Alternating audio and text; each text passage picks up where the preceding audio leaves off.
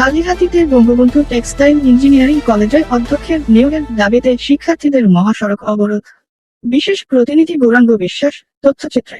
Bangabandhu textile engineering কলেজে অধ্যক্ষ নিয়োগের দাবিতে শিক্ষার্থীরা ময়মনসিংহ টাঙ্গাইল মহাসড়ক অবরোধ করে বিক্ষোভ মিছিল করেছে। অধ্যক্ষের পদ দীর্ঘদিন ধরে শূন্য থাকায় শিক্ষার্থীরা ক্ষোভ প্রকাশ করে এবং অবিলম্বে স্থায়ী অধ্যক্ষ নিয়োগের দাবি জানায়। গত 15 সেপ্টেম্বর সকাল 11টা থেকে দুপুর 1টা পর্যন্ত টানা 2 ঘন্টা বাগুটিয়া বাসস্ট্যান্ডের সামনে মহাসড়ক অবরোধ করে তারা। ব্যানার ও ফেস্টুন হাতে নিয়ে তারা একাধিকবার স্লোগানে মুখরিত করে তোলে পুরো এলাকা। শিক্ষার্থীদের দাবির পক্ষে আন্দোলন। শিক্ষার্থীদের অভিযোগ, অধ্যক্ষের অভাবে কলেজের প্রশাসনিক কার্যক্রম ব্যাহত হচ্ছে, যার প্রভাব পড়ছে শিক্ষার মানেও।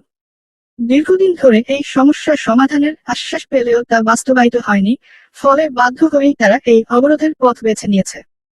শিক্ষার্থীরা জানান, যতক্ষণ না পর্যন্ত স্থায়ী অধ্যক্ষ নিয়োগ করা হবে, ততক্ষণ পর্যন্ত তাদের আন্দোলন অব্যাহত থাকবে। মহাসড়কে যানজট ও যাত্রীদের দুর্ভোগ। অবরোধের ফলে প্রায় 6 কিলোমিটার জুড়ে দীর্ঘ যানজট সৃষ্টি হয়, যা যাত্রীদের জন্য মারাত্মক ভোগান্তির কারণ হয়ে দাঁড়ায়। বিশেষ করে গন্তব্যে পৌঁছাতে ব্যস্ত যাত্রীরা চরম দুর্ভোগ পড়েন।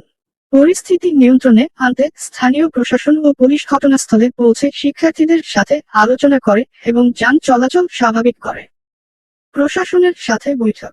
অবরোধ শেষে দুপুর 1টা 30 মিনিটে কালিহাতী উপজেলা প্রশাসনের সরকারি কমিশনার ভূমি সিফাত বিন সাদেক এবং কালিহাতী থানার অফিসার ইনচার্জ আবুল কালাম শিক্ষার্থীদের 10 সদস্যের একটি প্রতিনিধি দলের সাথে বিটেকের কনফারেন্স রুমে 1 ঘন্টার বৈঠক করেন।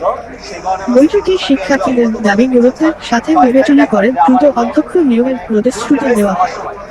প্রশাসন তাদের আশ্বাস দিয়ে বলেছে, খুব শিগগিরই এই সমস্যার সমাধান করা হবে।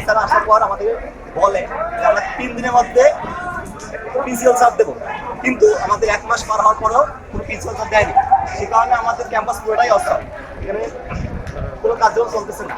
এমন তো অবস্থা, আমাদের আজকে যে কর্মসূচি ছিল সেটা আমাদের এখন আছে এবং সেগুলো বসবে এখন এই বিষয়ে। যদি আপনারা যেটা বলতেছেন ওইটা না হলে আপনারা আবার 1 মাসের উপর আমরা বসে আছি।